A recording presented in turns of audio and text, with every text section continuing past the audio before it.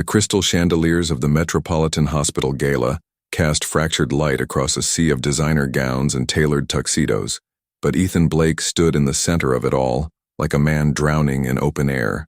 His white cane rested against his leg, fingers wrapped too tight around the handle, knuckles bleached of color. Conversations flowed around him, laughter that never reached him, voices that spoke past him rather than to him. Someone brushed his shoulder without apologizing.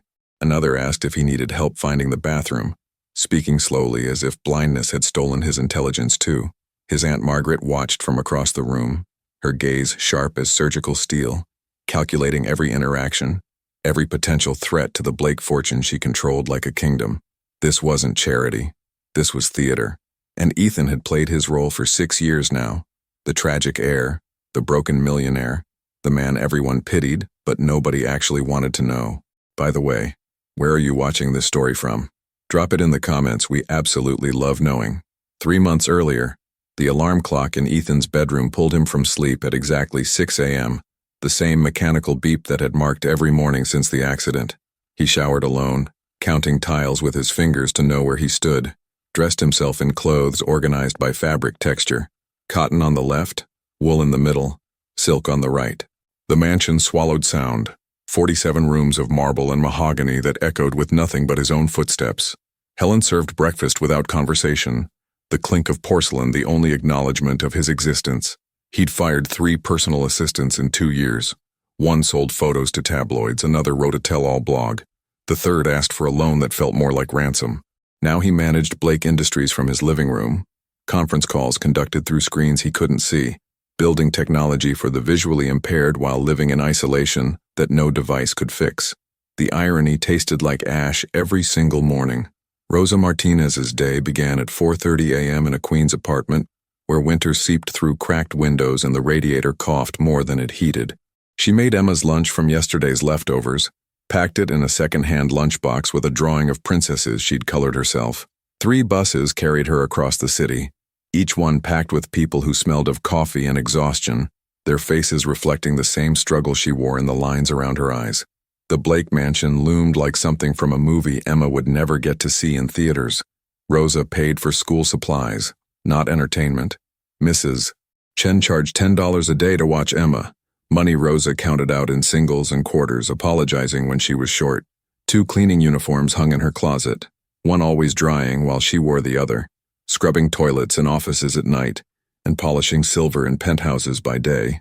Emma wore donated school clothes and never complained, drawing pictures of houses with gardens Rosa couldn't afford, and singing songs about dreams that felt impossibly far away. Helen hired Rosa after Margaret fired the previous cleaner for smiling too much at Ethan, for asking how his day was, for being human in ways that apparently threatened the carefully constructed walls around the Blake heir. The rules were delivered with military precision. Never address Mr. Blake directly, never enter his private office, never make unnecessary noise, never forget that you're here to work, not to exist. Rosa understood what wasn't said. People like her were meant to be invisible, furniture with hands, ghosts who cleaned up messes and disappeared before anyone had to acknowledge their humanity. She saw Ethan from a distance those first days.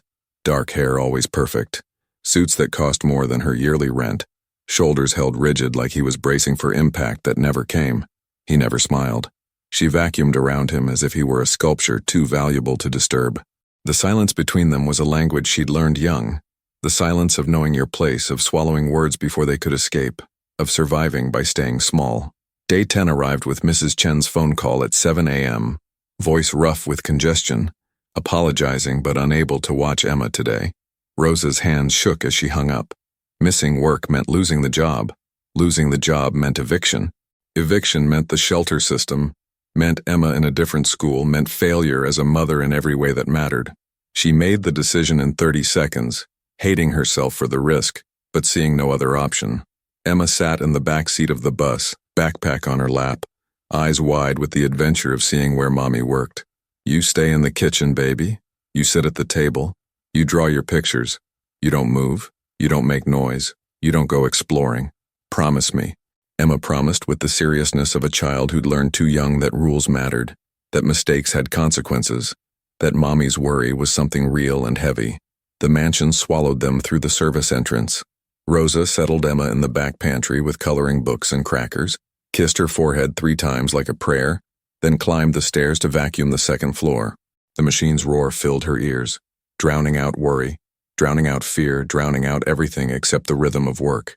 She didn't hear Emma leave the pantry, didn't see her small feet padding down the hallway, didn't know her daughter had found a door left slightly open, revealing a room full of books with strange bumpy covers and a piano that gleamed like black ice. Emma pushed the door wider. The office smelled like leather and something expensive she couldn't name. The man sat behind a desk, headphones covering his ears, fingers moving across a keyboard with bumps instead of letters. Emma had never seen a piano except on television at Mrs. Chen's apartment. This one was huge, beautiful, calling to her with the promise of sound. She walked to it slowly, reverently, reached up, and pressed a single key. Middle C rang out clear and bright, shattering the silence like dropped glass. Ethan ripped off his headphones and stood so fast his chair rolled backward. "Who's there?" His voice cut through the air, controlled but with panic underneath, the tone of someone who'd learned that unexpected visitors meant danger. Emma froze, suddenly aware she'd broken a rule, maybe the biggest rule. "I asked who's there." He moved toward her with his cane, each step measured but tense, and Emma saw something that surprised her. His hands were shaking. Not angry shaking, scared shaking. "It's me, Emma." Her voice came out smaller than she wanted. "Emma? Who? You're not supposed to be here." "I know. The lady Helen said nobody goes in your office. But the door was open and I saw the piano and I never saw a real piano before and—" The words tumbled out too fast, the way they always did when she was nervous. Ethan stopped 3 feet away. He could hear her breathing, quick and shallow. Definitely a child's rhythm. "How old are you?" 5, almost 6. "Why are you in my house?" "My mom works here. She cleans things." Silence stretched between them, heavy with implications. "Does your mother know you're in here?" Emma bit her lip, a gesture he couldn't see but could hear in the pause. "She's upstairs cleaning. I was supposed to stay quiet, but then I saw the piano." "Yeah. Sorry." Another pause, longer this time. Ethan should call Helen, should have the child removed, should fire the mother for breaking protocol. But something in the girl's voice, the direct honesty, the absence of calculation or pity, cracked something in his chest. "Do you like piano?" he asked, surprising himself with the question. That's when Rosa burst through the door. 10 minutes of searching, culminating in her worst nightmare, realized. "Emma! Oh God, Emma!" She pulled her daughter behind her back, positioning herself as shield, as sacrifice, as whatever was necessary. "Mr. Blake, I'm so sorry. I'm so incredibly sorry. She wasn't supposed to. I'll leave right now. I know I broke the rules. I didn't have anyone to watch her," and the apology spilled out in fragments, her voice shaking with fear that tasted like metal. She was trembling, eyes burning with tears she refused to let fall because she wouldn't give him that. Wouldn't give any of them the satisfaction of seeing her break. Not here. Not now. Not ever. "Wait." Ethan's single word stopped her mid-sentence. Rosa's mouth hung open, words dying in her throat. She didn't do anything wrong. She just played one note on the piano. "I'll leave," Rosa said, forcing steel into her voice, fighting for whatever dignity she could salvage. "Please don't fire me. I need this job. But I understand if I'm not firing you." The words came out before his brain approved them. Rosa stood frozen, unable to process what she'd heard. "You're not?" "No." Ethan turned toward the piano, feeling his way with familiar certainty. "Emma, do you want me to play something for you?" Emma looked at her mother. Rosa looked lost, completely untethered from any reality she understood. Slowly, carefully, Emma took one step forward. "Can you?" Ethan sat at the bench, fingers finding the keys like greeting old friends. He began to play, not Chopin or Mozart, not the classical pieces he'd studied for 20 years, but something simple. "Twinkle, Twinkle, Little Star," arranged with gentle harmonies that made the children's song sound like something precious. Emma moved closer, hypnotized by sound made visible through his hands. Rosa remained frozen in the doorway, one hand pressed to her mouth, trying to understand this moment that made no sense in the world she knew. When the music ended, Emma clapped with pure joy. Again! Again! And for the first time in 6 years, since before the accident, since before the blindness, since before everything shattered, Ethan Blake smiled. Just a slight curve of his lips, barely there, but Rosa saw it, and something inside her chest cracked open just a little. "Emma, we need to go," Rosa managed, voice soft but firm. Emma pouted but obeyed, taking her mother's hand. They were almost through the door when Ethan spoke again. "Tomorrow." They stopped, both of them. "Tomorrow, if you don't have anyone to watch her again, she can stay in the kitchen, or here. She can stay here." Rosa couldn't breathe properly. "Mr. Blake, I can't—" "Ethan," he interrupted. "My name is Ethan." And in that moment, everything changed. Something small, fragile as spun glass, but undeniably real. Rosa didn't know it yet, but that piano, that music, that impossible permission, was about to trigger a war. That night, Ethan sat alone in his office when he heard the footsteps he knew too well. Heavy, deliberate, belonging to someone who'd never learned to ask permission. Margaret entered without knocking. "Helen told me about the child." Her voice could freeze water. And this cannot happen again, Ethan. She's 5 years old. She was curious about the piano. She shouldn't be here at all. Her mother shouldn't bring unauthorized people onto the property. We have security protocols." Ethan felt anger rising, hot and unfamiliar. Protocols or control? The silence turned poisonous. "Be careful, Ethan. Be very careful who you let into your life. People like that. They see a vulnerable man with money. They calculate angles. Emma is 5 years old, but her mother isn't." Margaret left, letting the words poison the air behind her. Ethan sat alone in his darkness. And for the first time in years he wondered, what if Margaret was wrong? But then, what if she was right? What if hope was just another way to get destroyed? Tuesday arrived with Mrs. Chen still recovering, which meant Emma came to work again, this time without the terror of sneaking. Rosa walked her through the service entrance openly, though her spine stayed rigid with anxiety, waiting for Helen to appear and announce that yesterday's mercy had expired. Instead, she found a note taped to the pantry door in raised braille dots and handwritten translation beneath. "Emma welcome in office between 2 to 4 p.m. Piano available. E." Rosa read it 3 times, each word refusing to make sense in the universe she'd inhabited for 29 years. Rich men didn't invite poor children into private spaces. Employers didn't show kindness without strings attached. Yet here was the evidence, ink on paper, impossible and real. Emma spent the morning drawing at the pantry table, while Rosa polished silver in the dining room, each piece reflecting a distorted version of her face back at her. At 2 o'clock exactly, Emma appeared in the doorway, clutching her newest drawing, a house with a garden and a dog she'd named Hope, because Mrs. Chen said everyone needed something to hope for. Rosa walked her to the office, knocked softly, heard Ethan's voice say, "Come in," and watched her daughter disappear into a world Rosa had never been invited to enter. She stood outside that closed door for 5 full minutes, listening to the muffled sound of piano keys before forcing herself back to work. Trust didn't come naturally to women who'd been disappointed as often as she had. Inside the office, Emma stood beside the piano bench, watching Ethan's fingers move across keys he couldn't see. "How do you know which ones to press?" she asked with the bluntness only children possessed. "I memorized them a long time ago, before the accident." "What accident?" Emma climbed onto the bench beside him without invitation, her small legs swinging above the floor. Ethan's jaw tightened, the question touching nerves he'd learned to keep buried, but something about her directness made lying seem worse than truth. "I was in a car crash. The person driving made a bad choice, and I lost my sight because of it." Emma processed this with the serious concentration of someone far older than 5. "That's sad." "Yes, but you can still play piano, so that's something." Her logic was so simple, so devastatingly accurate, that Ethan felt something loosen in his chest. Some knot of bitterness he'd been carrying since the hospital, since the surgeries, since the moment doctors told him the darkness was permanent. They fell into an unexpected rhythm over the following weeks. Emma arrived every Tuesday and Thursday, backpack full of crayons and questions that never seemed to end. She asked why his books had bumps, why he wore sunglasses indoors, why the computer talked to him, why Margaret always looked angry. Ethan answered each question with patience he didn't know he still possessed, finding that explaining his world to a child somehow made it less like a prison and more like just another way of existing. Emma left drawings on his desk, stick figures she identified as you and me and Mommy and the piano, and he would run his fingers over the waxy texture of crayons, memorizing the pressure points where she'd pressed hardest, trying to see her vision through touch alone. Rosa began to notice changes in Ethan that Helen mentioned with barely concealed disapproval. He started asking Helen to prepare tea for 3 instead of just himself, with cookies that Emma liked, the chocolate ones with cream filling that Rosa could never afford.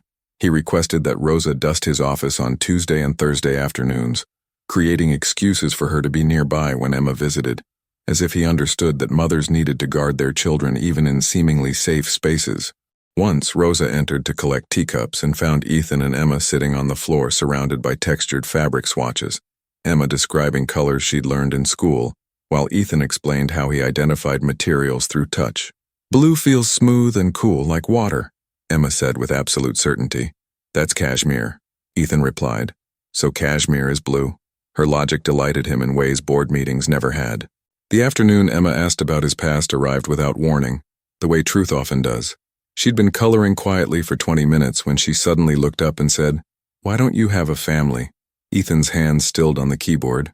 "I have my Aunt Margaret, but no wife or kids or people who live here with you." Emma tilted her head. "My friend Jasmine has a dad and a mom and 2 brothers. You have a really big house for just you." The observation cut deeper than she could know, exposing the emptiness he'd wrapped in expensive furniture and marble floors. "I had someone once. Her name was Olivia. She died in the accident that made me blind." Emma absorbed this with the gravity children show when they sense adult pain. "My dad left before I was born," she offered, her voice carrying no self-pity, just fact. "Mommy says some people don't know how to stay even when you want them to." That conversation shifted something between them, moving their relationship from polite stranger to something approaching actual friendship. Ethan started asking about Emma's day at school, genuinely listening when she described playground politics and spelling tests and the boy who pulled her hair but probably just liked her. Emma started asking Ethan for help with homework, particularly math problems that frustrated her, and he would guide her through solutions with the same patience he used with junior engineers at Blake Industries. Rosa would find them hunched over workbooks, Ethan's explanations clear and kind, Emma's "oh, I get it now," making him smile in ways that looked almost painful, as if he'd forgotten how and was relearning the mechanics. One Thursday, Emma arrived with a cold, sniffling and miserable but insisting she was fine because Mrs. Chen couldn't watch her today. Rosa tried to keep her in the pantry, but Ethan heard the coughing and came to investigate, trailing his cane along the familiar hallway. "She's sick," Rosa said, blocking his path defensively. "I know. I should keep her away from you. Bring her to the office. There's a couch. She can rest there." He disappeared before Rosa could argue. An hour later, Rosa found Emma asleep on Ethan's leather sofa, covered with a cashmere throw blanket that probably cost more than Rosa's monthly rent, while Ethan worked quietly at his desk. "You didn't have to do this," Rosa whispered. "I know," he replied without turning. "But she's a kid. Kids shouldn't have to tough things out alone." The tenderness in his voice made Rosa's throat tight with emotions she had no right to feel for a man who paid her to clean his house. The gift appeared on a Tuesday morning, a box left on the pantry table with Emma's name written in both print and braille. Inside was a beginner's piano book with large print and a small electronic keyboard. The note said, "For practice at home, everyone should have music. E." Emma's scream of joy echoed through the mansion, bringing Helen running and making Rosa's hands shake as she tried to read the note without crying. That night in their tiny apartment, Emma played the same 5 notes over and over, creating chaos that was somehow beautiful, while Rosa wondered what it meant when a millionaire gave your daughter gifts that changed her world. Generosity or strategy? Kindness or manipulation? She wanted desperately to believe the former, but had been taught by life to expect the latter.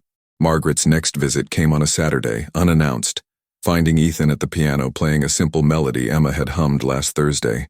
"You're playing children's songs now?" Her tone could strip paint. "What happened to Rachmaninoff?" Ethan didn't stop playing. "I'm playing what makes me happy." "Happy?" Margaret circled the piano like a predator. "You've been happy a lot lately.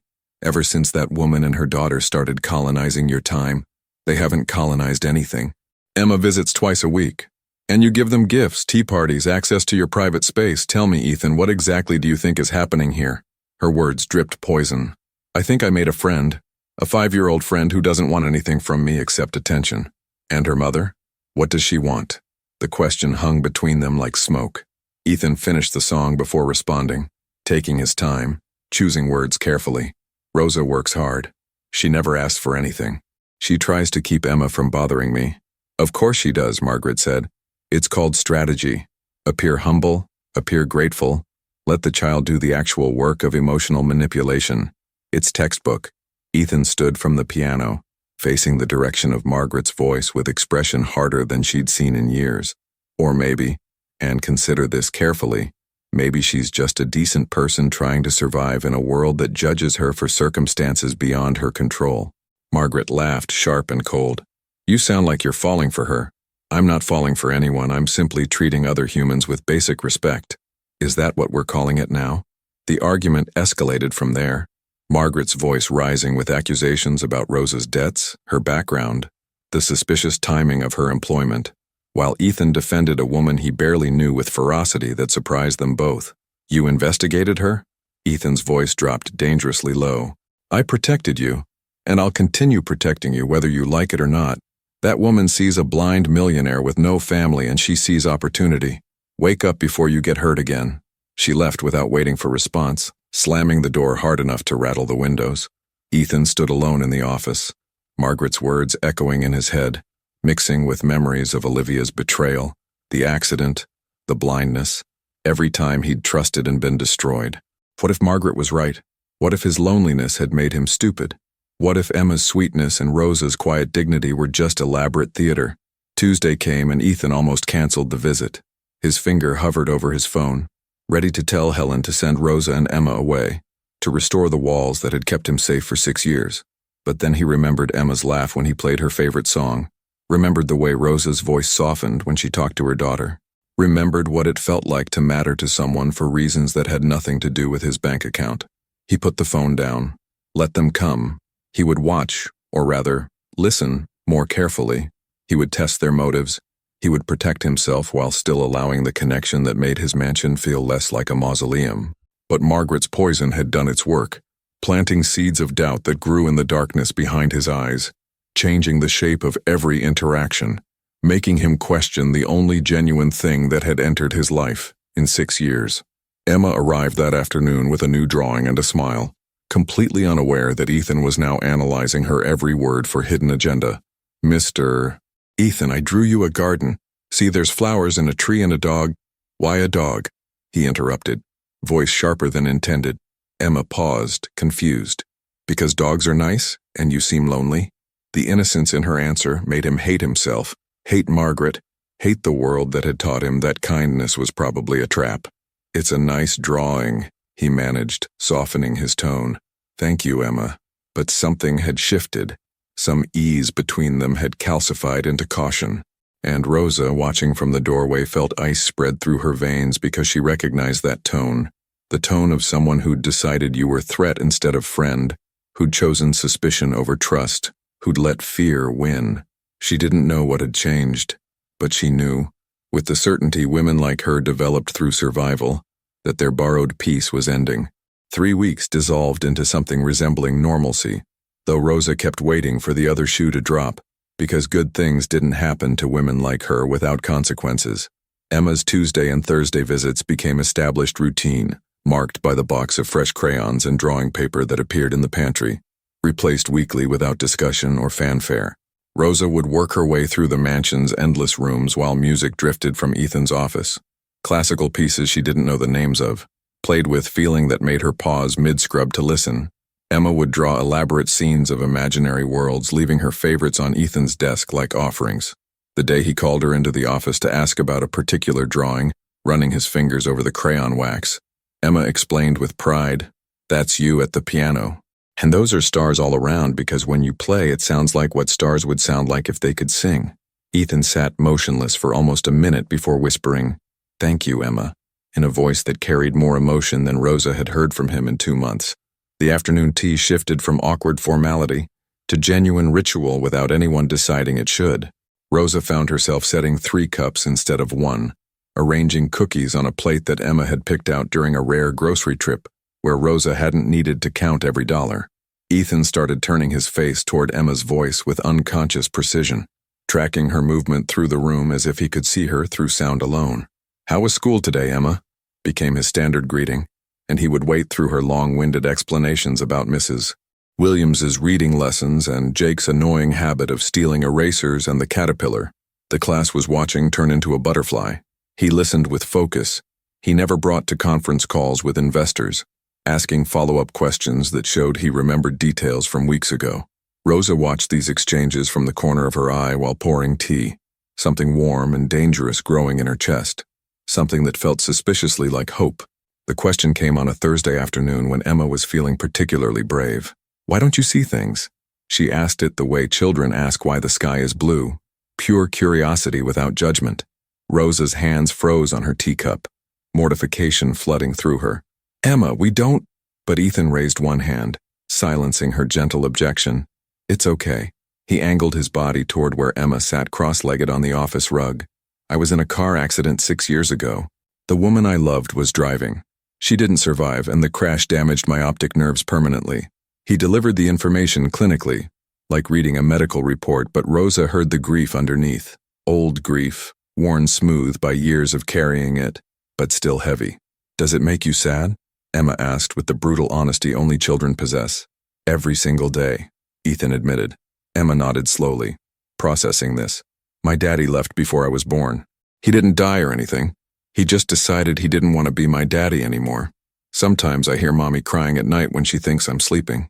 Rosa felt her world tilt sideways, tears burning behind her eyes because she hadn't known Emma was aware, hadn't realized her daughter heard those late-night moments when grief and exhaustion overwhelmed her careful facade.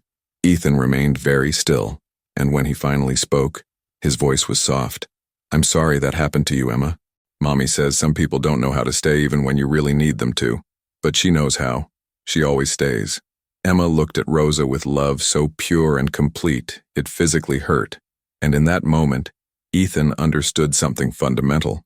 This woman cleaning his floors possessed more strength in her smallest finger than he'd accumulated in his entire privileged life. Weeks became months, seasons shifting outside windows Ethan couldn't see but could feel in the changing temperature, and Emma's descriptions of autumn leaves. He caught himself watching the clock on Tuesdays and Thursdays, anticipation building in his chest that felt foreign after years of dreading each identical day. Helen noticed the transformation, her lips pressing into thin, disapproving lines she thought no one observed. The tea sessions stretched longer, conversations wandering from Emma's school projects to Ethan's work frustrations, to Rosa's observations about the city she navigated daily. Rosa started sitting in the chair across from Ethan rather than hovering by the door, Emma alternating between their laps, and they talked like people instead of employer and employee. Ethan described the tedium of board meetings and the satisfaction of hearing positive reviews for Blake Industries' new screen reader. Rosa shared stories about her impossible landlord and Emma's ambition to become a teacher. "Like Mrs. Williams," Emma clarified, "because she's nice even when kids mess up, and that's important." Inside jokes developed organically, the kind that mark genuine friendship. Emma started calling Ethan Mr. Stars after that first drawing, and he responded by dubbing her Little Maestro when she hummed melodies from memory. They created a secret nickname for Margaret, the Ice Queen, whispered when Helen wasn't nearby. Rosa tried to scold them for disrespect but couldn't quite hide her smile. On days when Ethan's head injuries flared up, when phantom pain and brutal memories made him withdrawn, Emma would sing to him off-key renditions of playground songs and commercial jingles that should have been annoying, but somehow worked better than any medication, her childish voice cutting through his darkness with persistent light. Rosa noticed her own behavior shifting in ways she couldn't quite control, cooking extra portions of dinner and bringing them in Tupperware containers the next day. "You eat too much takeout," she said, trying to sound professional rather than concerned. "It's not good for you." Ethan consumed every bite like it was gourmet cuisine. Not because the recipes were fancy, they were basic comfort food, rice and beans and chicken, but because he could taste the care cooked into every grain. One evening, Ethan sat at his piano, fingers moving through a melody he didn't consciously choose, and realized he was playing the song Emma had been singing all week, some Disney tune about wishes and dreams. His hands stilled mid-phrase, hovering over keys he couldn't see. When was the last time he'd played for joy instead of obligation? When had music stopped being refuge and become just another empty habit? He had $80 million in various accounts. Blake Industries was valued at $200 million. He owned properties in 3 states and 2 countries. None of it had mattered, none of it had felt like living, until a 5-year-old girl wandered into his office and touched a piano key with wonder. He stood abruptly, walked to his desk, and picked up his phone. Margaret, I don't want any more nurses you select. No more drivers you interview. If I need transportation, Rosa can take me. The silence on the other end was thunderous. That's completely inappropriate, Ethan. It's my choice to make, he said, and ended the call before she could argue. The next morning, Rosa arrived to find an envelope waiting on the pantry table. Inside was a check for $3,000 and a note written in both Braille and careful print. For the back rent Emma mentioned, and the better school she deserves. This isn't charity. It's fair payment for everything you do here. E. Rosa's hand shook so violently the paper rattled. She'd never told him about the rent, about the eviction notices stuffed in her kitchen drawer, about the nights she lay awake calculating impossible math. Emma must have mentioned it during one of their conversations, and he'd simply helped. Tears tracked down her face in hot streams. She shouldn't accept.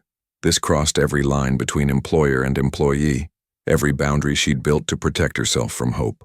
But then she thought about Emma, about security, about the magnet school with the art program that Emma talked about with longing. She folded the check carefully and slipped it into her pocket. When Ethan came down for tea that afternoon, Rosa was already there, Emma coloring at her feet. "Thank you," Rosa managed, the words barely audible. "You didn't need to. I wanted to," Ethan interrupted. "Emma's brilliant. She deserves opportunities that aren't limited by circumstance." They stood in weighted silence, something unspoken, pulsing between them like a living thing. Rosa felt it, the dangerous pull toward a man she had no business feeling anything for, a man whose world was so far removed from hers they might as well live on different planets. Ethan felt it too, though he couldn't name it, only knew that Rosa's presence had become the highlight of his days, that her quiet strength and fierce love for her daughter had cracked open parts of himself he'd thought permanently sealed. Neither acknowledged what was growing. Neither had words for feelings that seemed impossible, inappropriate, and somehow inevitable all at once. What they didn't know was that Margaret stood in the hallway just beyond the office door, which Rosa had left slightly ajar. She'd arrived unannounced, planning to confront Ethan about the driver situation, and instead witnessed this moment of connection, this dangerous intimacy between her nephew and the help. Margaret's mind worked with calculating precision, assembling evidence, constructing narratives, planning strategy. She'd protected the Blake fortune for 30 years, steering it through Ethan's father's death, his mother's remarriage to a fortune hunter, and now Ethan's blindness that made him vulnerable in ways that terrified her. She wouldn't let some opportunistic cleaner destroy everything she'd built. War wasn't just coming. War had already begun. The first salvo arrived 2 days later in the form of Thomas Whitmore, Margaret's attorney, sitting in her Park Avenue office reviewing a dossier. Rosa Martinez, 29, immigrant worker with $8,000 in credit card debt, record of arrest for illegal driving, 2 previous employers who let her go under mysterious circumstances. Thomas read from his notes without inflection. Mysterious how? Margaret leaned forward. Both cited mutual agreement as reason for termination, which usually means problems they didn't want to document. So she's established a pattern of insinuating herself into wealthy households. "I'm not making accusations, Margaret. I'm presenting facts." Thomas closed the folder. "What do you want me to do with this?" "Prepare documentation for a restraining order. I want legal grounds to remove her from Ethan's property and his life if it comes to that." "That's extreme. She received $3,000 from him yesterday. A blind man with no family giving money to his cleaner's daughter. How does that look?" Thomas sighed, but made notes. Margaret smiled. Helen began reporting every interaction to Margaret with increasing frequency, though she felt sick doing it. She'd seen Ethan happier in the past 2 months than in 6 years, had watched the mansion transform from mausoleum to something approaching a home. But she'd worked for the Blakes for 15 years, and loyalty to Margaret superseded her conscience. "He had her drive him to a doctor's appointment yesterday," Helen reported during their weekly call, and Emma drew pictures in the waiting room while Rosa filled out his forms. They looked like a family. Margaret filed this away. "Anything else?" "He's playing music again. Real music, not just mechanical practice. And he laughs. I heard him laugh yesterday at something Emma said." "Note the date and time," Margaret instructed. "Document everything." The investigation deepened. Private detectives following Rosa through her daily routine, photographing her at bus stops and grocery stores, compiling evidence that would paint her poverty as predation. Ethan remained oblivious to the machinery grinding toward destruction, too caught up in experiencing emotions he'd thought dead. Emma's visits had expanded to include Saturday afternoons, ostensibly so Rosa could clean the entire house in one day, but really because Ethan had suggested it, had found reasons why it made logistical sense, had restructured his entire weekend around hearing Emma's voice. They'd progressed to simple piano duets, Emma playing basic melodies while Ethan accompanied with his left hand, her concentration absolute as she counted beats and pressed keys with determination. Rosa worked nearby, close enough to supervise but allowing them space, and sometimes she'd catch Ethan smiling at something Emma said, and the expression on his face, unguarded joy, made her chest ache with feelings she couldn't afford to examine too closely. The Saturday everything began crumbling. Emma bounded into the office with unusual excitement. "Mr. Stars, Mrs. Williams said I'm reading at second grade level. That's 2 whole grades ahead." Ethan reached down and found her hand, squeezing it. "That's incredible, Maestro. You've been working hard. Mommy helps me every night. We read books from the library." Emma's pride was infectious. "And guess what else? Mrs. Chen said she might get a puppy and I could visit it." She chattered on while Rosa appeared in the doorway with tea. Ethan turned toward her. "You must be proud." "Every single day," Rosa replied, and their eyes met, his unseeing, hers too seeing, and something passed between them that went far beyond appropriate employer-employee dynamics. It was Margaret's investigator, stationed across the street with a telephoto lens, who captured that exact moment, that look, and delivered it to Margaret with documentation that she wielded like a weapon. The war had begun, but the casualties didn't know they were already bleeding. Margaret's emergency meeting at Whitmore and Associates occupied the corner office overlooking Central Park, floor-to-ceiling windows framing a view that cost more per hour than most people earned in a week. Thomas Whitmore sat behind his mahogany desk, silver hair impeccable, $3,000 suit pressed to razor sharpness, while Margaret paced like a general planning warfare. Helen perched uncomfortably on the leather chair, hands twisted in her lap, already regretting agreeing to come. "My nephew is being manipulated," Margaret announced without preamble, "by his cleaning woman, an immigrant he barely knows who's already extracted $3,000 from him in 4 months. Thomas made notes with an expensive pen. He gave this money voluntarily. He's vulnerable, blind, isolated, desperate for connection. She's exploiting that vulnerability with surgical precision." Helen shifted in her seat. "He does seem happier, though. More engaged with life than—" Margaret's glare could have cut glass. "Temporary happiness isn't protection against con artists, Helen." Thomas closed his notebook with finality. "What exactly do you want me to do?" "Investigate her, every detail, debts, criminal history, family background, employment records, everything. And if there's anything at all, questionable, I want documentation ready for a restraining order." The private investigator Thomas hired was a former police detective named Marcus Chen, who specialized in background checks for high-net-worth divorces and estate disputes.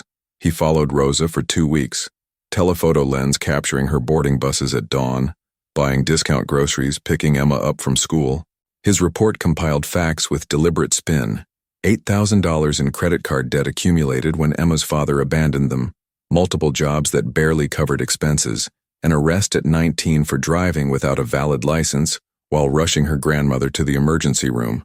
The charges had been dismissed, the judge recognizing necessity over illegality, but Marcus's report framed it differently. "Subject demonstrates pattern of financial instability and disregard for legal constraints," he wrote. "Recent access to wealthy, disabled employer presents clear opportunity for exploitation." What he didn't mention, Rosa had been paying $200 monthly on that debt for 3 years without missing a payment. What he omitted, the arrest had been an act of desperate love, not criminal intent. Truth was malleable when you knew which facts to emphasize and which to bury. The dinner Margaret arranged was formal theater, the Blake Mansion's dining room set with crystal and china, candles casting shadows that danced across walls. Just the two of them, aunt and nephew, though it felt more like interrogation than family meal. "We need to discuss Rosa Martinez," Margaret began before the first course was served. Ethan's fork stilled halfway to his mouth.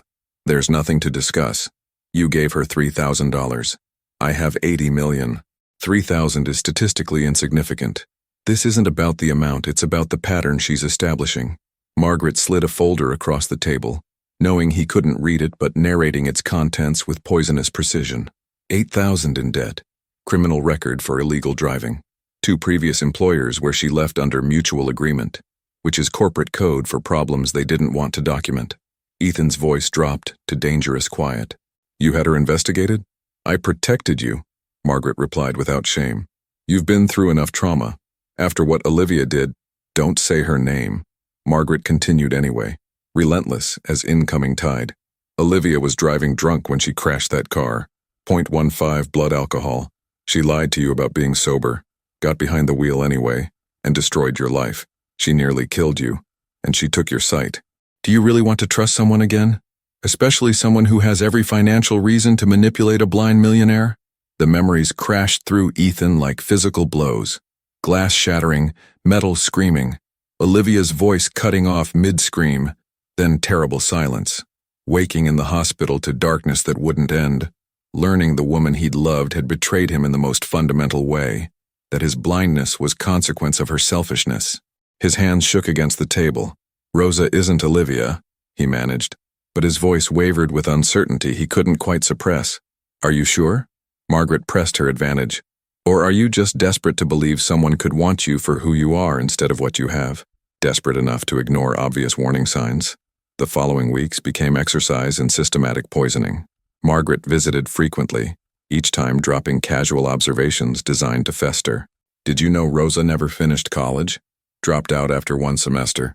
Or, I noticed she lingers near your office door when you're on business calls. Interesting timing. Or, Emma asks about your cars, your properties, expensive things. Where do you think she learned that curiosity? Ethan started listening differently to conversations that had once felt natural. When Rosa brought homemade lunch, he wondered if it was genuine care or calculated investment. When Emma asked about Blake Industries' new projects, he questioned whether it was innocent interest or coached intelligence gathering. He hated the suspicion corroding what had felt pure, hated Margaret for planting these thoughts, hated himself for entertaining them. But doubt, once introduced, grew like mold in darkness, spreading across every interaction, tainting memories that had seemed straightforward. The final blow arrived on a Thursday evening. Margaret appeared at Ethan's office with her phone. I need you to listen to something. She played an audio file, a phone conversation between Rosa and someone speaking Spanish, which Margaret had paid a translator to interpret. Rosa's voice came through clearly. I don't know how long this can last, Paula. He's so closed off, so hard to read sometimes. But Emma adores him and he's been generous. That 3,000 will solve so many problems. A pause filled with static. I just hope he doesn't think I'm like everyone else in his life who wanted something from him. But Paula, he's a millionaire. Of course he's going to think that eventually. How could he not? The recording ended. Margaret let silence do its work. Let Ethan's imagination fill in gaps with worst-case scenarios. Still think she's different? Ethan stood so abruptly his chair toppled backward. Get out. Ethan, I'm trying to... Get out! His shout echoed through the mansion, raw and primal. 6 years of controlled emotion finally breaking containment. Margaret left without another word, but her mission was accomplished. The poison had reached his heart. Tuesday morning arrived with Emma's excited chatter about a field trip to the aquarium, but Ethan's greeting was monosyllabic, his body language radiating cold distance that even a 5-year-old could sense. Tea time became uncomfortable silence. Ethan responding to questions with single words, his face turned away as if he couldn't bear their presence. Is everything okay? Rosa finally asked, voice careful.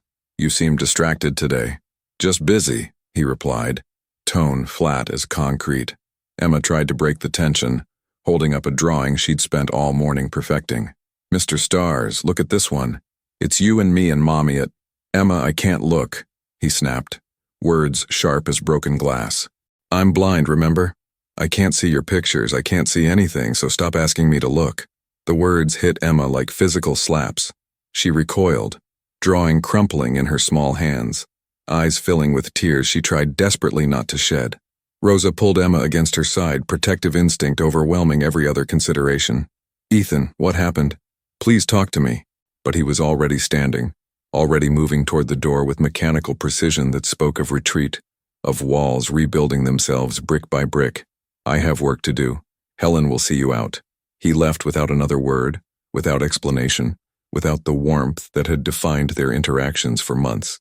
Rosa sat frozen in the office that had become familiar territory, now feeling like hostile foreign land. Emma's quiet crying broke through her paralysis. "Mommy, did I make him angry? Was my drawing bad?" "No, baby, your drawing was beautiful. You didn't do anything wrong." But even as Rosa spoke comfort, panic clawed at her chest because she recognized this shift. The way people treated you when they'd decided you were the problem. When they'd chosen suspicion over trust, when they'd let fear win. She'd seen it before in other jobs, other lives, but it had never hurt like this. The rest of that day, Rosa cleaned the mansion on autopilot, muscle memory carrying her through rooms while her mind spun in circles trying to understand what had changed. Emma stayed silent in the pantry, coloring with none of her usual enthusiasm, and when it was time to leave, she asked, "Are we coming back on Thursday?" Rosa couldn't answer. Didn't know if they'd still have a job, still have this place that had started feeling almost like home. That night in their Queens apartment, Emma cried herself to sleep clutching the crumpled drawing, and Rosa sat at the kitchen table staring at bills she'd been able to pay for the first time in years, wondering if accepting that $3,000 had been the biggest mistake of her life. Thursday came and Rosa almost called in sick, almost took the coward's path, but she needed this job too desperately to risk losing it through absence. She left Emma with Mrs. Chen despite the girl's tears, despite her own breaking heart, and took the 3 buses to the Blake mansion with dread heavy in her stomach. Helen met her at the service entrance with news delivered in carefully neutral tones. "Mr. Blake has requested you focus on the West Wing today. He'll be working in his office and prefers not to be disturbed." Translation: stay away from him. Rosa understood the message. She spent 8 hours cleaning rooms she'd cleaned days before, making work where none existed, waiting for the axe to fall. Margaret chose Friday for her next move, arriving at the mansion with Thomas Whitmore in tow, legal folders thick with documentation. They found Ethan in his study, and Margaret's voice carried false concern that fooled no one. "We need to discuss your safety, darling. Thomas has prepared some paperwork, nothing dramatic, just protective measures given the concerning pattern we've identified." Thomas cleared his throat. "Standard restraining order documentation. It would legally prevent Ms. Martinez from entering the property or contacting you directly. Given her financial situation and the access she's gained to your home and accounts, it's a reasonable precaution." Ethan sat very still, fingers pressed against his temples where headache throbbed. "You want me to get a restraining order against a woman who cleans my house?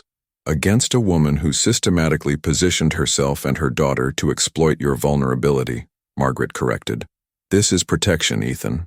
This is preventing another Olivia situation before it's too late."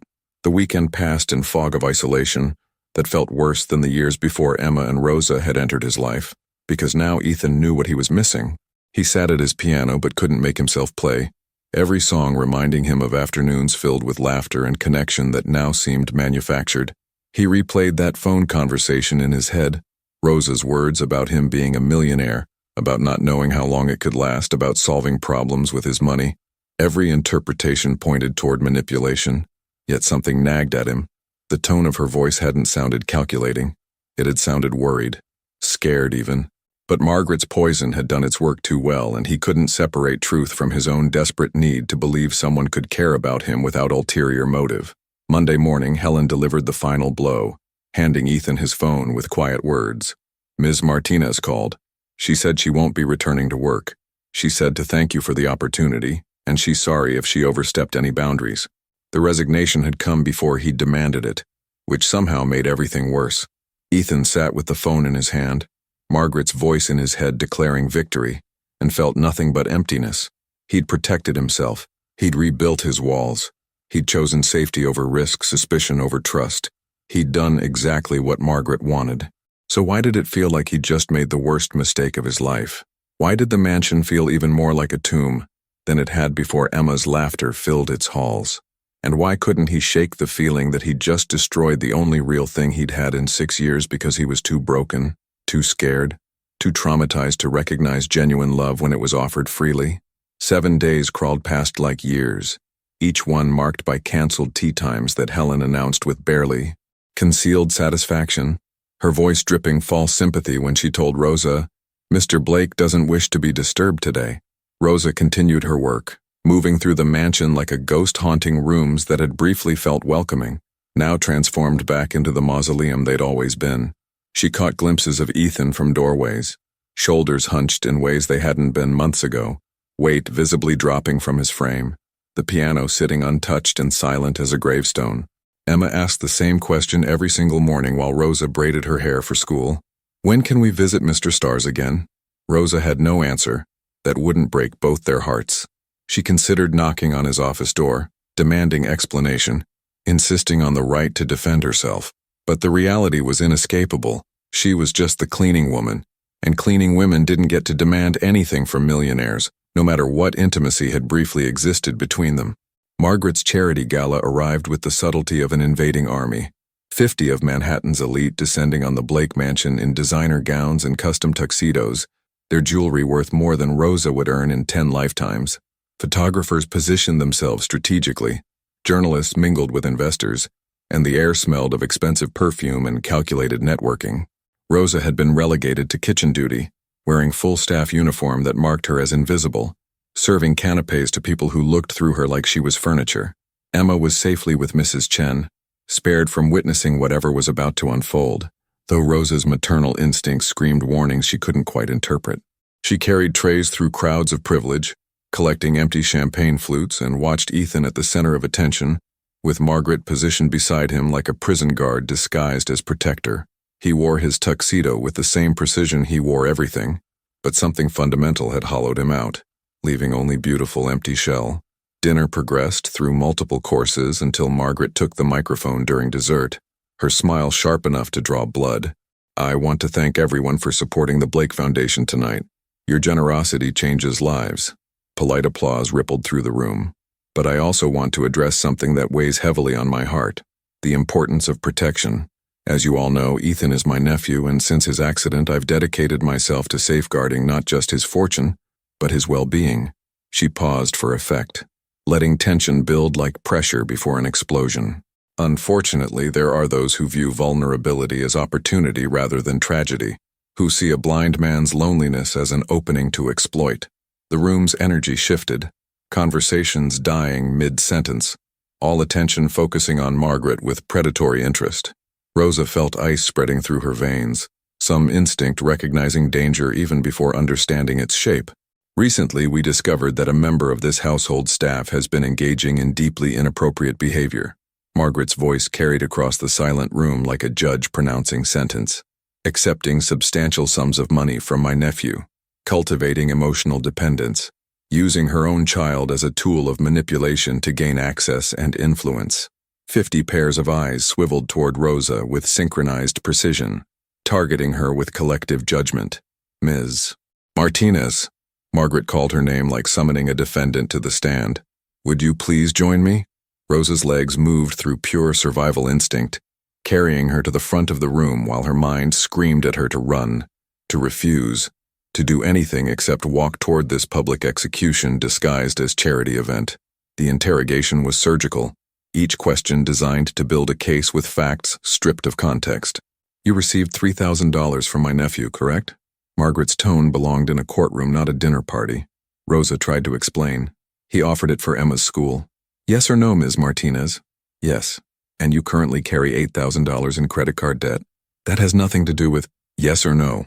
Rosa's voice cracked. "Yes." "And you brought your daughter onto this private property repeatedly without prior authorization?" Rosa's eyes found Ethan, standing rigid with his jaw clenched tight enough to crack teeth. "Ethan," she said, abandoning formality because this was survival now.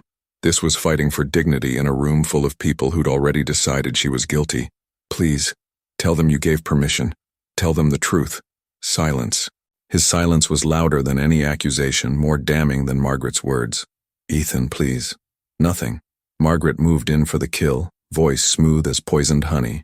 "Ms. Martinez, I'm offering you a choice because, despite everything, I believe in mercy. You can resign voluntarily, sign a non-disclosure agreement, accept 6 months severance, and walk away quietly. Or," she let the word hang, "or I file legal action for harassment, emotional manipulation, and attempted fraud against a disabled person, which, I should mention, carries potential criminal charges in addition to civil penalties." The room buzzed with anticipation, wealthy spectators watching poor woman's destruction like entertainment. Rosa felt something break inside her chest, not her heart, which had already shattered, but something deeper, her hope perhaps, her belief that truth mattered, that innocence was visible. that the world occasionally practiced fairness. "This is insane." The words erupted before she could stop them, tears finally breaking through her iron control. Emma and I never. He invited us. He said Emma could stay. He insisted on giving the money. He wanted us there." She turned back to Ethan, desperate now, drowning. "Tell them. You know I never had ulterior motives. You know Emma loved you for who you are, not what you have. You know." But Ethan stood motionless as marble, and when he finally spoke, each word landed like a physical blow. "I thought you were different." Rosa actually staggered, catching herself on the edge of a nearby table. "How can you believe this after everything we—" "Take the agreement," Ethan said, voice devoid of warmth or recognition, as if she'd never existed to him as anything but a threat. He turned and walked away, each step another nail in the coffin of whatever they'd built together. The room erupted in whispered conversations, fragments of judgment floating through air like toxic gas. I knew something was wrong. These people always have an angle. Using her own child. Absolutely shameless. Rosa stood at the center of their scorn, trembling with rage and grief and exhaustion so profound she could barely remain standing. She wanted to scream, to overturn tables to make them understand. But she'd been fighting this battle her entire life, the battle of being believed when you're poor, being seen as honest when you're desperate, being treated as human when society has decided you're just another grasping hand reaching for wealth that isn't yours. "I'll leave," she whispered, and her voice carried despite its softness because the room had gone completely silent. "But not because I did anything wrong. I'll leave because people like you will never believe people like me. We're guilty by virtue of being poor, guilty of wanting better lives, guilty of accepting kindness from those who can afford to give it." She looked at Ethan one final time, memorizing the planes of his face even though he couldn't see her doing it, trying to reconcile this cold stranger with the man who'd played piano for her daughter, who'd smiled at silly jokes, who'd seemed genuinely happy for the first time in years. "I expected more from you," Rosa said quietly. "Emma expected more from you. She thought you were someone brave enough to stand up for what was right. I guess we were both wrong." She walked through the crowd that parted for her like she carried contagion, retrieved her jacket from the kitchen, and left the Blake mansion through the service entrance she'd used for 5 months. The door closed behind her with finality that sounded like the end of everything. Ethan remained frozen in the center of the ballroom while conversations gradually resumed around him, guests transitioning from scandal to small talk with practiced ease. Margaret touched his shoulder, her hand proprietary. "You did the right thing, darling. I know it was difficult, but you're safe now." Safe. The word tasted like ash. Nothing about this felt safe or right. It felt like self-mutilation, like he'd amputated a healthy limb because someone convinced him it was diseased.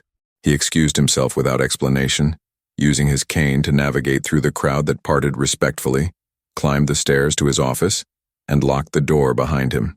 The piano waited like an old friend grown stranger, and he sank onto the bench with movements of an old man, exhausted beyond his 34 years. His fingers found the keys by muscle memory, beginning the arrangement of "Twinkle, Twinkle, Little Star" he'd created for Emma months ago. But now it sounded like a funeral march, each note weighted with loss and regret he couldn't quite name.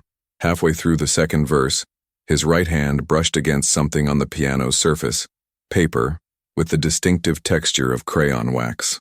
Emma's last drawing left before everything had gone wrong. His fingers traced the raised lines, feeling the pressure points where she'd colored heavily, trying to see through touch what his eyes could never show him. The drawing depicted 3 figures, he could tell by the distinct shapes, standing together, surrounded by what must be those stars she always drew around him.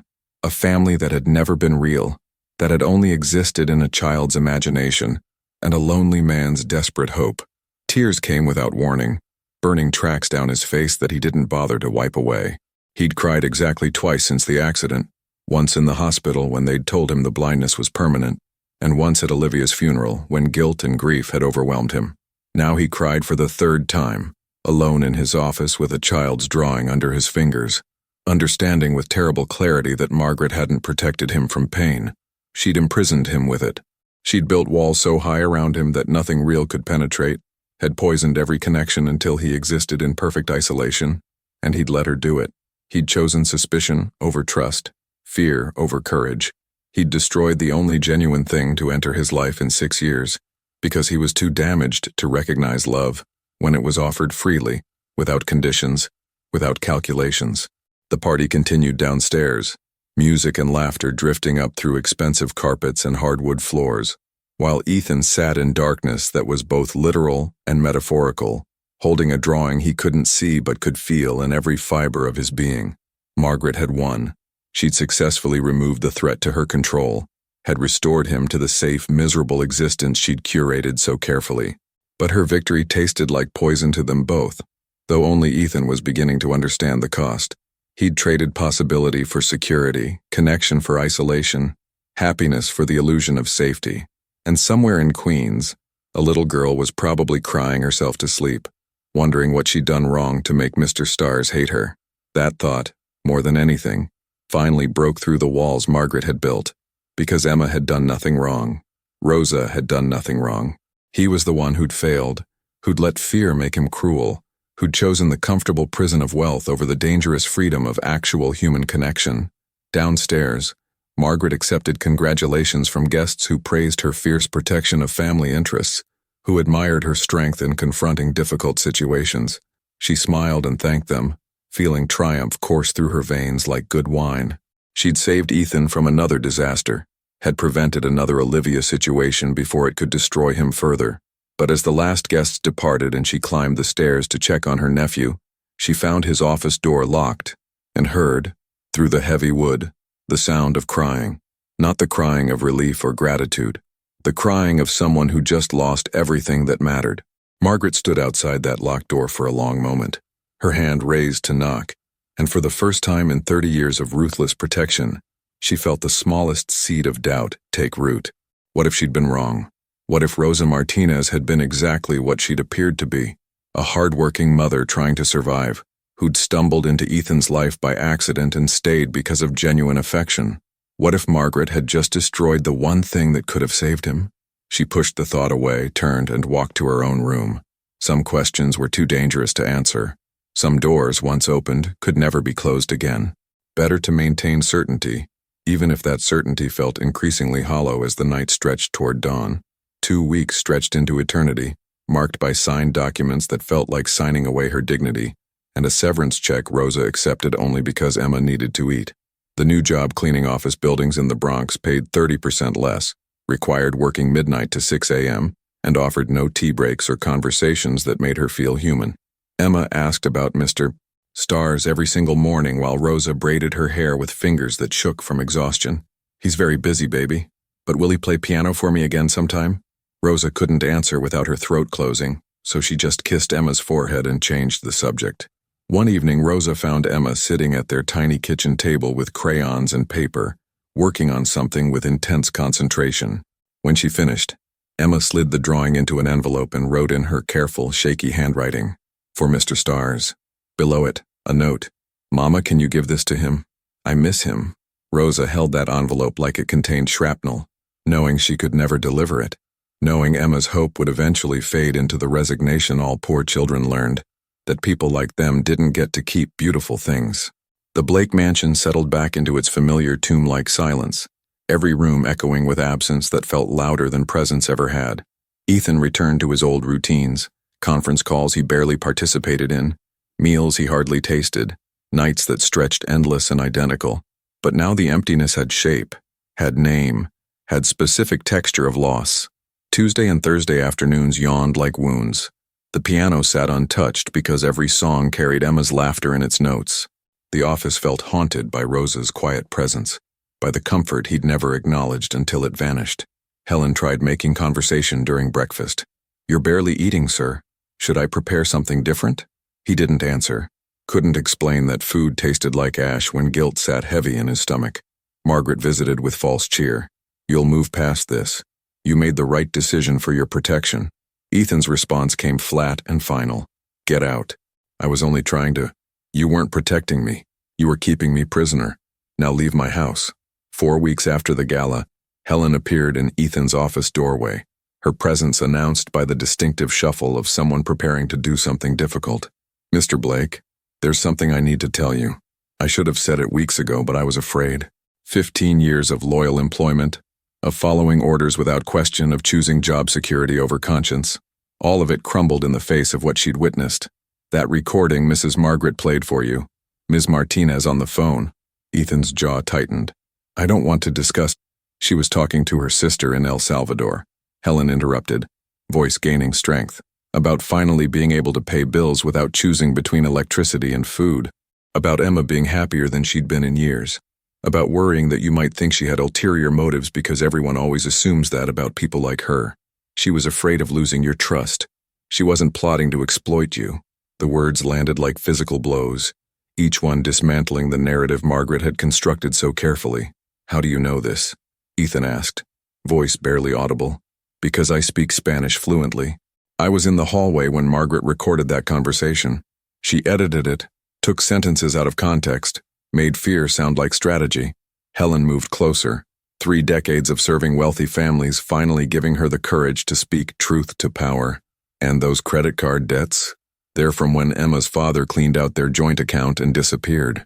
Ms. Martinez has been paying $200 monthly for 3 years without missing a single payment. The arrest record? She was 19, driving her dying grandmother to the hospital without a license because the ambulance would have taken too long. The charges were dismissed. She's not a criminal, Mr. Blake. She's the most honest person who's ever worked in this house. Ethan's carefully constructed walls, the ones he'd rebuilt after Rosa left, began crumbling, revealing the terrible possibility that he'd destroyed something irreplaceable based on lies. Within 24 hours, Ethan had hired a different investigator with explicit instructions. Find the truth, not the narrative. The report arrived 1 week later, and with each page, Ethan felt the foundation of his world crack further. Rosa Martinez, 29 years old, immigrated legally at 15 with her family fleeing gang violence in El Salvador. Employed continuously since age 16. Never received government assistance. Paid taxes faithfully. Emma enrolled in public school. Grades consistently excellent. Teachers describing her as exceptionally bright, kind to classmates, creative thinker. Neighbors characterized Rosa as hard-working, private, devoted mother who'd give you her last dollar if you needed it. No actual criminal record beyond that dismissed teenage incident. Debt being steadily reduced. Previous employers let her go because she'd found better-paying positions, not because of problems. She was exactly who she'd claimed to be, a woman fighting daily battles against poverty, trying to give her daughter better opportunities, asking nothing except the dignity of honest work. And he'd destroyed her publicly, humiliated her in front of Manhattan's elite, based on manufactured evidence and his own cowardice. Margaret was in her Upper East Side apartment when Ethan arrived unannounced, Helen having driven him despite her employer's protests.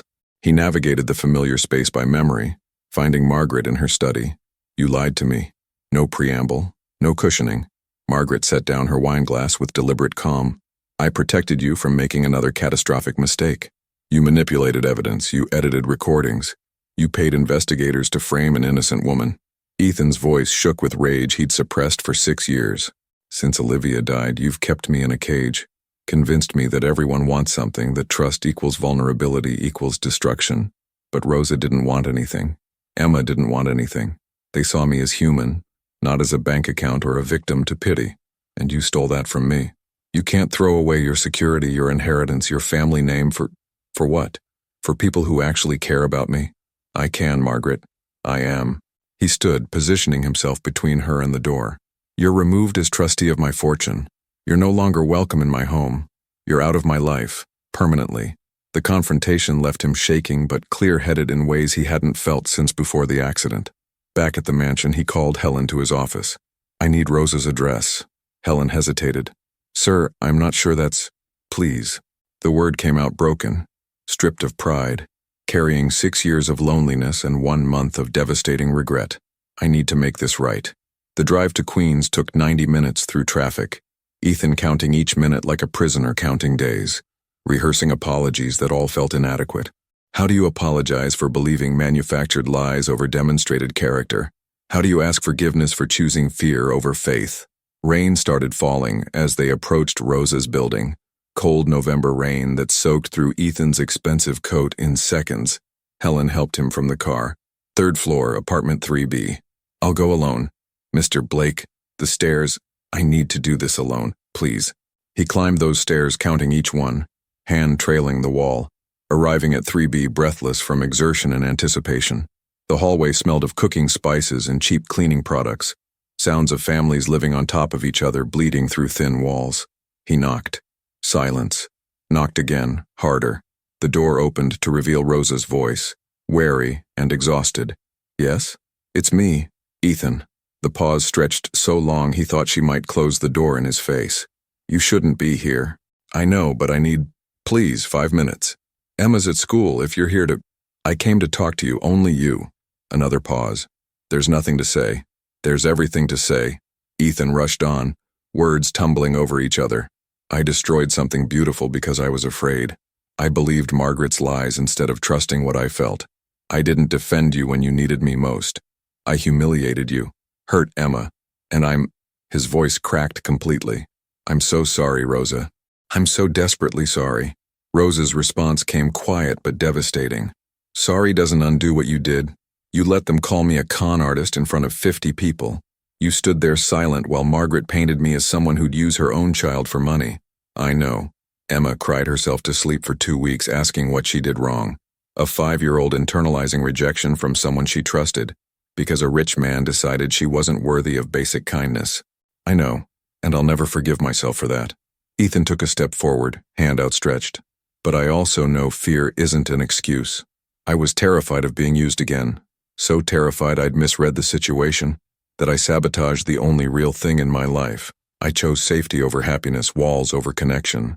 You accused me of manipulating you with Emma," Rosa said, and the pain in her voice cut deeper than any knife. "Do you understand what that did to me?" Rosa's next words came from somewhere deep and long buried. "I was 6 when my mother started bringing me to clean rich people's houses. I grew up invisible, being called the cleaning woman's kid, treated like I was less human because my family didn't have money. I swore my daughter would never feel that way." Tears tracked down her face, but her voice stayed steady. "Then you came into our lives, and you were kind. You saw Emma as a person, not as poor child to pity. You made her feel special, and I started believing maybe the world had people who looked past class and money. And then I proved you wrong," Ethan whispered. "Yes, spectacularly." They stood in heavy silence. "I don't deserve your forgiveness," Ethan finally said. "I know that, but I'm asking anyway, not to make myself feel better, but because you and Emma reminded me what it means to be alive, what it means to laugh, to anticipate something good, to feel genuine connection. And I destroyed it because I was too broken to accept that something could be real and good without hidden costs." "Broken from what?" Rosa asked, though she already knew. "From believing that under all the money and property and success, I'm just a scared man who doesn't know how to be loved without suspicion, who thinks happiness is always temporary, always comes with strings, always ends in betrayal." Ethan extended his hand toward where he estimated she stood. "I fired Margaret. I hired investigators who told me the truth. I know everything now, the edited recording, the manipulated evidence, all of it. I know you did nothing wrong, that Emma did nothing wrong, and that I'll carry this guilt forever." Footsteps in the hallway. Small, quick, unmistakable. Emma home from school, and she froze, seeing Ethan standing at her door. "Mr. Stars?" Her voice carried hope and caution in equal measure. Ethan turned toward her. "Hi, Emma." What happened next broke and repaired something fundamental in Ethan's chest simultaneously. Emma dropped her backpack and ran, wrapping her arms around his legs with force that nearly knocked him off balance. "I missed you so much. Are you still mad at me?" "I was never mad at you," Ethan managed past the lump in his throat. "I was stupid and scared, and everything you deserved was kindness, and I gave you coldness instead. I'm sorry, Emma. I'm so sorry." Emma looked up at him. "Will you play piano for me again?" "Anytime you want." "Promise?" "I promise with everything I have." Emma released him, darted into the apartment, and returned with a small portable radio. She turned it on, instrumental music filling the narrow hallway. "Let's dance," she announced, taking Ethan's hand. "Emma, I don't think—" Rosa started, but Ethan was already kneeling, taking Emma's small hands in his. "Do you know how to dance?" Emma asked seriously. "Not really." "That's okay. I'll teach you." And there, in a cramped hallway that smelled of other people's dinners, a blind millionaire danced with a 5-year-old girl while her mother watched with tears streaming down her face. It was clumsy and perfect, simple and profound, the kind of moment that redefines everything that came before it. When the song ended, Emma looked at her mother. Your turn, Mama. Rosa shook her head. Baby, I don't. But Ethan stood and extended his hand. Please.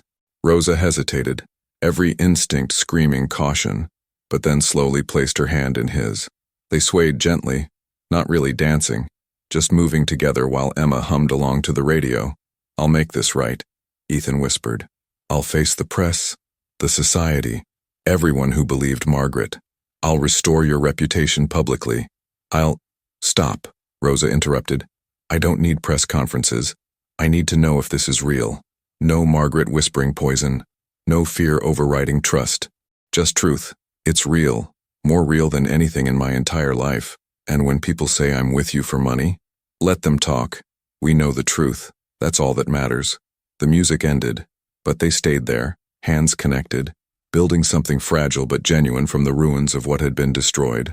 3 days later, Ethan held a press conference that Margaret tried desperately to prevent. Cameras flashed, reporters crowded forward, and he began without notes. My name is Ethan Blake, and I need to correct a grave injustice. Weeks ago, I allowed someone I care about to be publicly humiliated based on false information. Rosa Martinez is not a con artist. She's a hardworking mother who brought kindness into my life when I'd forgotten what kindness looked like. She and her daughter Emma showed me what family actually means. The room erupted in questions, but he continued over them. I'm announcing that Rosa and Emma are permanent parts of my life, not as employees, as family, and if that makes people uncomfortable, that's their problem, not mine. 18 months later, drawings covered the mansion's refrigerator, Emma's piano practice filled afternoons, and Rosa's laughter echoed through rooms that finally felt like home. They'd married quietly, kept the Queen's apartment as Rosa insisted, and built a foundation helping single mothers. Emma, now almost 7, grinned at Ethan over dinner. I'm going to be better at piano than you someday, Mr. Stars. I'm counting on it, Maestro. Outside, Margaret lived alone with her certainty, watching from a distance as the family she'd tried to destroy thrived without her. And maybe that's the lesson worth remembering, that love doesn't ask permission from society, that family isn't defined by blood or money, and that sometimes the person who saves you comes with calloused hands and a child who sees the world without the barriers adults build. So tell me, would you have had the courage to dance? Leave your answer in the comments. And if this story touched your heart, share it with someone who needs to remember that real love always wins in the end. Always.